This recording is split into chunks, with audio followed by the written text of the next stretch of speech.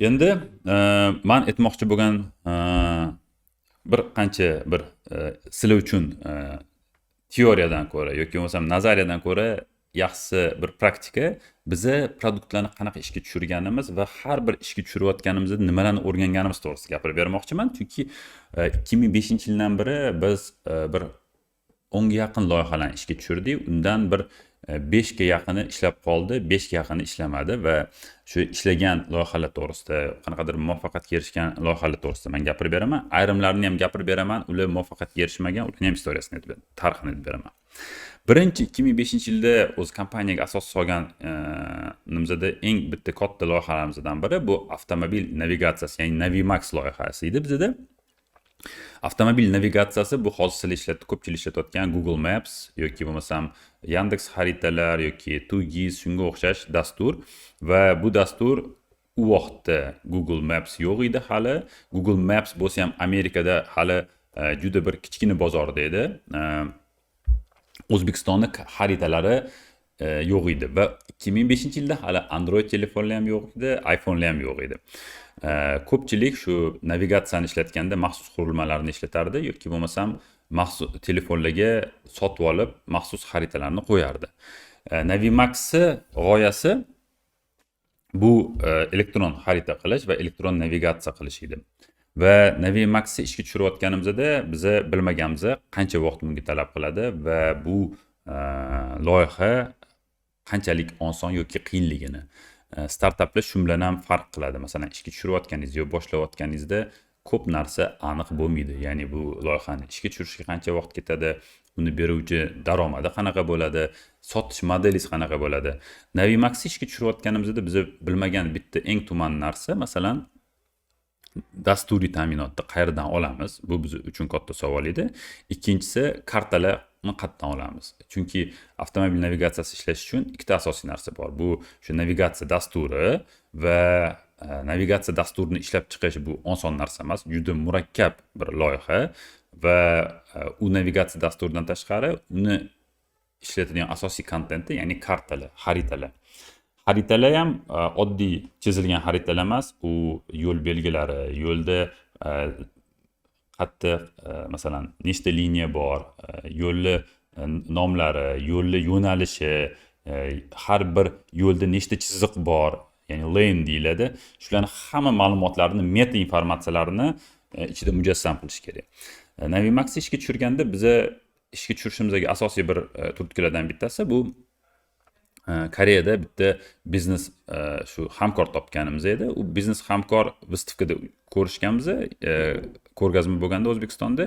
Ular biz navigatsiya bilan shug'ullanamiz va sizlarga yordam berishimiz mumkin deb aytgan. Shu bilan biz Koreyaga borganmiz va Koreyada tushunganmizki, ularni O'zbekiston bozoriga juda katta qiziqishi yo'q va ular bizdan tez katta pul olishga qiziqqan.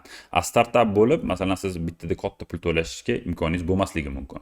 Bizaga qizuv model qanaqa ediki, biza agar birga hamkor bilan navigatsiya programmasini qilsak, uni sotsak, sotganimizdan bir qismini o'sha hamkorga berish edi. Keyin u hamkor bilan ish bo'lmasligini bilganimizdan keyin biz hamkor qidirishni boshlaganmiz va bir yil davomida shu hamkor qidirish natijasida Rossiyani o'sha vaqtda Avtosputnik kompaniyasi bilan hamkor bo'lganmiz va ular aytishgan har bitta sotilgan dastur uchun, masalan, bir oyda 100 tagacha sotsanglar, masalan, $25 to'laysizlar. Agar 100 tadan 300 tagacha, 500 tagacha sotsanglar $20, agar 1000 tagacha sotsanglar 500 tadan unda $14 shunaqa bir narxlar berishgan va bu narxlarni ko'rib biz tushunganmiz, demak biz bu pulni bularga bersak, taxminan biz shu dasturimizni bir $100 atrofida sotishimiz kerak ekan, o'zimizga foyda va qilayotgan harakatlarimizni qoplash uchun. Yana ikkinchi katta bir savollardan biri va muammolardan biri bu elektron xaritalar bo'lgan. Elektron xaritalar biz tayyor bor deb o'ylaganmiz, uni olib tez ishga tushiramiz. Xuddi Photoshopda yoki bo'lmasam boshqa grafik dasturlarida chizish osondek tuyulgan. Lekin bu unaqa emas ekan va bizda 4 yil vaqtimiz ketgan shuni chizishga. 4 yil vaqtimiz buning uchun maxsus mashinalarda yurib, o'sha har bitta joyi nomi, har bitta ko'chani nomi, hammasini yangilab, uylarning raqami, bularni qilib chiqishimiz uchun kichkina bir 4 ta odamli komandamizga bir 4 yil vaqt ketgan. Qarasak 4 yilda ham hali biz Toshkentni yaxshi qilib bo'lmaganmiz va juda katta savol turgan o'shanda ishga tushirayotganimda. Ya'ni ishga tushirayotganimda umuman u yerda qarorni men qabul qilishim kerak edi, o'sha asoschilardan asosiysi sifatida. Buni ishga tushiramizmi yo hali ishlaymizmi, yana davom ettiramizmi? Chunki hali produkt yaxshi emas, ertaga chiqsa, voy men bu ko'cha yo'q ekan, voy bu yerda yaxshi yurmayapti, marshrut yaxshi qurmayapti deb biz uchun juda ko'p gap eshitishimiz mumkin bu narsaga deganmiz. Lekin qarasak pul tugayapti va biz tezroq sotmasak kompaniyani qolmasligi вообще umuman kompaniyani yashamasligi savol ostida qolyapti. Shuning uchun sotishni boshlaganmiz. Juda bir aytaylik xom produktni 4 yilda ham hali tayyor emas edi, xom produktni sotishni boshlaganmiz va odamlar olib boshlagan. Avvaliga biz Tayvandan 3 ta navigatsiya qurilmalarini o'sha pochta orqali olib kelib, unga qo'yib sotganmiz. Xato ishlasa ham odamlar o'y zo'r ekan deb olishni boshlagan.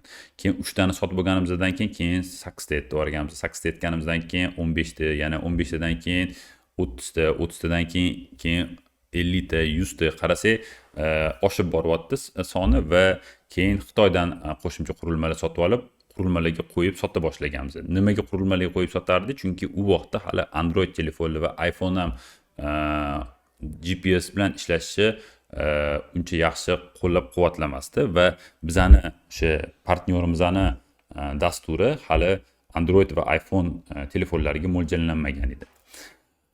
Bu kompaniyani produktini ishga tushirishga 4 yil ketgan vaqtimiz bizga keyinchalik saboq bo'lgan, bunaqangi uzoq vaqt ketkazmaslikni keyingi safar va iloji boricha produkt bir xom bo'lsa ham tezroq ishga tushirishi. Lekin yana boshqa o'sha Navimax hozir eshitmaysizlar nimaga? Chunki biz 2012-yilda juda ko'p keng tarqaldi Android telefonlar, iPhone'lar va iPhone'da Androidda bepul navigatsiya programmalari paydo bo'ldi. Shu Google Maps va boshqa dasturlar va Google kompaniyasi O'zbekistonga kirmay turib, ofitsial O'zbekistonga kirmay turib ham shu kartalari O'zbekistonda ishlay boshladi va mijozda bepul iPhone yo Androidda karta ishlatish imkoni bo'lganda ular sotib olishni to'xtadi va biz 2009-yilda sotishni boshlagan bo'lsa 2009, 10, 11-yil sotdik va 12-yil bu loyihani yopdik. Nimaga yopdik? Chunki biz shu biznes global konkurentga konkurensiya qila olmadi. Chunki ular bepul beryapti. Biz bu yerda shu 100 avvalida $150 keyin $120 sotgan dasturiy ta'minotimizni keyin $50 ga ham tushirdik, lekin $50 ga ham sotish qiyin bo'ldi. Bundan keyin biz bu loyihani muzlatdik.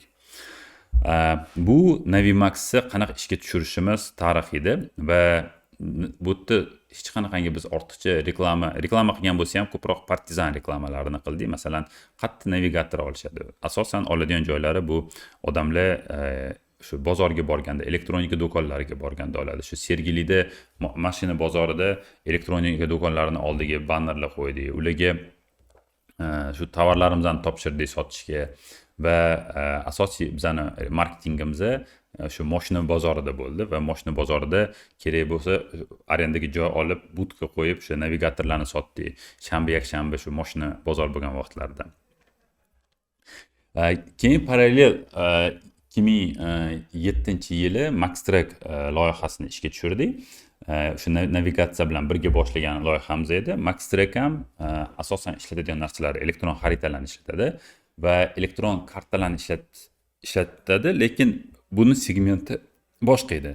Navimax asosan navigatsiya mijozlar uchun navigatsiya beradigan bo'lsa, B2C loyiha bo'lsa, MaxTrack bu B2B loyiha. MaxTrack'ga asosiy mijozlari bu kompaniyalar va bizneslar. Bizneslar va kompaniyalar o'z avtomobillarini nazorat qilish uchun ishlatadigan platforma. MaxTrack'ga bu kompaniyamiz bugungi kungacha muvaffaqiyatli ishlab kelmoqda. MaxTrack'ga asosiy mijozlari bu shu o'rtachasiga 3 dan bir 50 tagacha bir ayrim mijozlarimiz bor. 100 tagacha ham, 300 ta ham mashinasi bor. Asosiy mijoz pulimiz bu 3 tadan 50 tagacha mashinasi bor mijozlar. Bu mashinalar yengil mashinalar bo'lishi mumkin, katta mashinalar bo'lishi mumkin. Maxtrack bizneslarda shu mashinaga ishlatilayotgan yoqilg'ini tejash, haydovchilarni nazorat qilish uchun ishlatiladi. Va Maxtrackga ishga tushirayotganimizda birinchi bu biznesni chetda borligini ko'rganmiz. O'zbekistonda bu biznes turi yo'q edi va biza Tayvanni o'shanda esimda bor System and Technology degan korporatsiyasidan qurilmalar va dasturiy ta'minotni sotib olishga ahd qilganmiz. Birinchi kontraktimiz 100 ta qurilmaga bo'lgan. Bu qurilmalar o'sha biz sotib olayotganimizda juda qimmat edi. Hozir o'sha narxga nisbatan 10 barobar arzonlashib ketgan. Biza birinchi sotib olayotgan vaqtimizda shu qurilmalar narxi masalan $350 edi. Bitta qurilmani zavoddagi narxi va biz birinchi qurilmalarni olishga esimda bor $18,500 ga shu qurilmalarni sotib olganmiz, 100 ta donasini. Va bu qurilmalarni birinchi mijozlarga qo'yishni boshlaganmiz. Birinchi mijozimizni ham hatto nomi esimda bor. Bu O'zbekiston Kanada qo'shma korxonasi edi, Edmonton Admire Trans. Bu mijozimizni o'sha asos kompaniyani egasi bilan biz do'st bo'lib qolganmiz. Begistik degan odam bilan qo'yganimizda qurilma yaxshi ishlamasdi. Ularning mashinalari chet elga chiqardi. Chet elga chiqsa shu roaming sim karta qo'ysa yaxshi ko'rsatmasdi. Qanaqadir vaqt shu GPS Sputnikka shu ushashsa yoki bo'lmasa qanaqa vaqt onlayn ko'rsatsa, shu onlayn ko'rsatgan vaqtiga xursand bo'lardi. Va biz o'ylaganmiz bu muammo qurilmada deb, keyin dasturiy ta'minotni ularni olishni boshlaganmiz. Dasturiy ta'minotini birinchi aytgan narxi bizga $25,000 bo'lgan. Server dasturini $25,000 ga biz uchun qimmatli qilardi juda. Biz keyin uzoq ular bilan savdolashganmiz. Savdolash natijasida biz $15,000 ga kelishganmiz. Shu dasturiy ta'minot sotib olishi va shu dasturiy ta'minotni o'rnatganimizdan keyin tushunganmiz, u dasturiy ta'minot juda muammoli ishlayapti va birinchi qo'ygan klientlarimiz bilan biz bir yilgacha juda qiynalganmiz. Esimda bor, shu 2009-yilgacha, 2008-yilda qo'ygan, boshda qo'ygan bo'lsa, 2009-yilgacha juda qiynalganmiz. Ularda yaxshi ishlamasdi. Endi biz o'ylaganmiz, shu qimmatga shu qurilmalarni sotib oldik va bu qurilmalarni sotishimiz kerak endi. Sotganimizdan keyin yana olamiz. Bu server dasturini qilish juda qiyin. Bunga bizning kuchimiz yetmaydi. Bizning dasturchilar ham topa olmaymiz deb o'ylaganmiz.